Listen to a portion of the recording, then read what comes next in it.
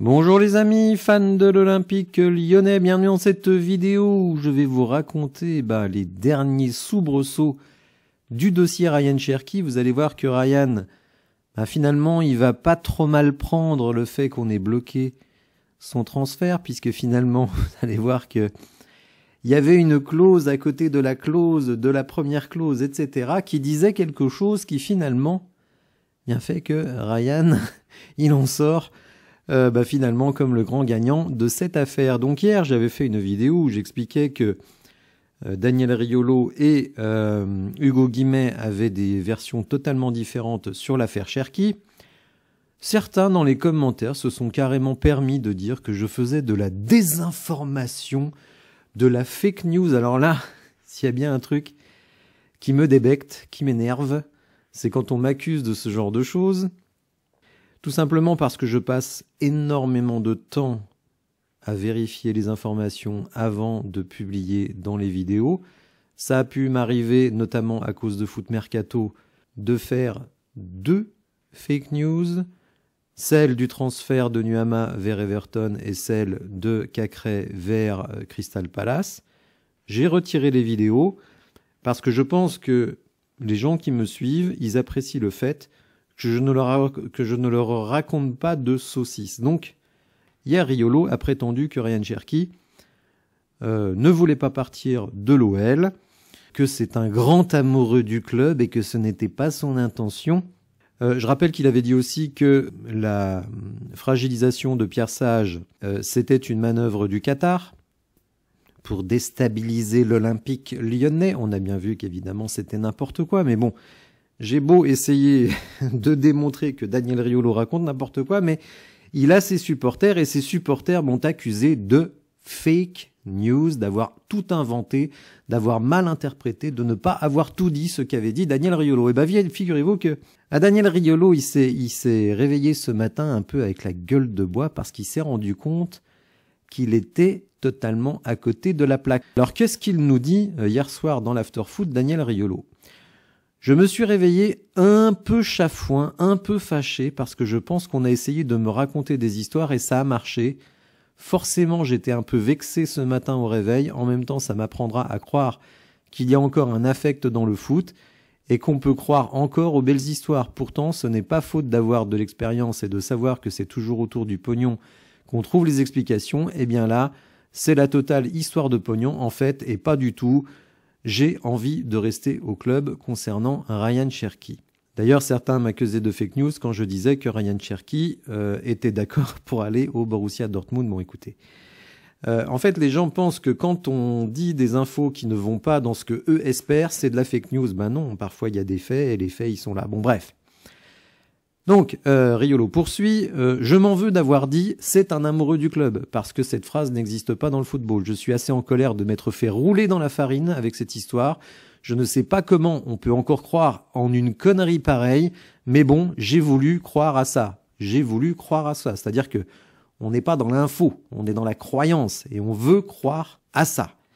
Cherki, oui, voulait partir. Il y avait ce contrat avec une clause Gentleman Agreement de 22,5 millions, mais aussi une autre clause. Et vous allez voir que là, c'est assez marrant parce que finalement, Riolo nous donne peut-être une info. Maintenant, je me méfie quand même, puisqu'il dit il y a une autre clause. La clause dit que si Cherki refuse l'offre, il a une clause de compensation et prend 2,5 millions d'euros, ce qui est quand même incroyable. Donc en fait, il avait intérêt à refuser l'offre à ce moment-là. Alors, qu'il a dit quand même, qu'il a quand même fait une lettre à l'OL pour dire « je pars », l'OL ne le laisse pas partir. « Ah, tu ne me laisses pas partir, alors tu me files 2,5 millions d'euros, c'est une bonne journée. » En fait, là aussi, il n'a encore rien compris. Il dit « si Cherki refuse l'offre, il a une clause de compensation et prend 2,5 millions d'euros. » Donc en fait, il avait intérêt à refuser, mais pas du tout. Mais pas du tout.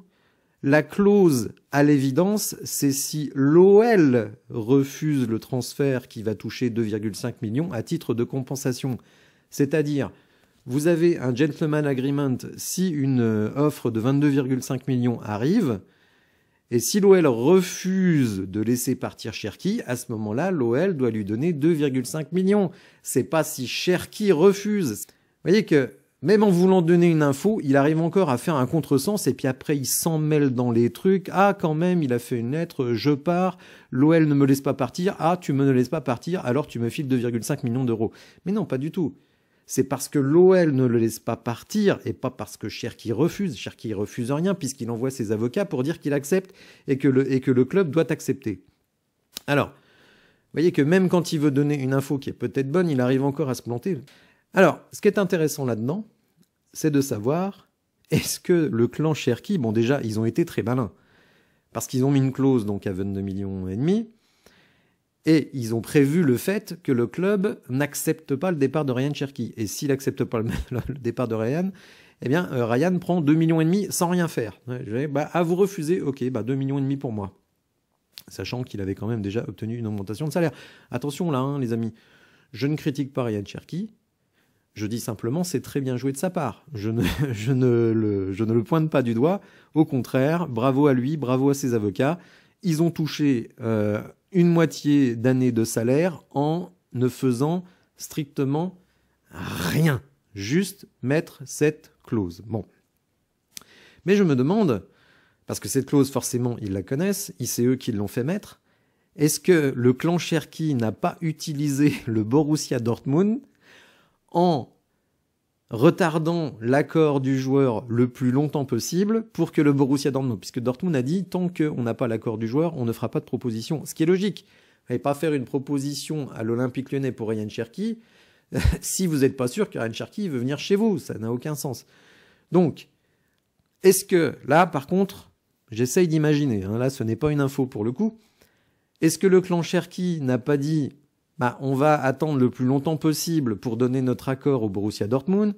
Comme ça, ils vont le donner très très très tardivement. Je le rappelle donc qu'ils le donnent dans la nuit de dimanche à lundi, donc lundi, dernier jour du mercato, pour dire l'OL va forcément refuser puisqu'ils n'ont pas pu remplacer le joueur, donc Ryan. Et donc nous, on va aller à Dortmund ou ailleurs l'été prochain.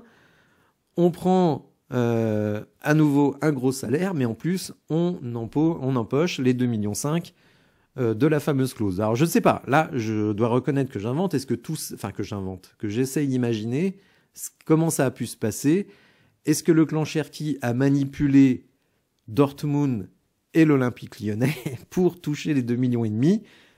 Je dis pas que c'est ce qui s'est passé, mais on va dire, ça paraît pas totalement dingue, parce que Ryan Cherki à Dortmund, ça fait longtemps qu'on en parle sur la chaîne. Je ne sais pas exactement quand j'ai publié la première vidéo sur le sujet, mais ça fait au moins 10, 12, 13 jours, enfin je pense.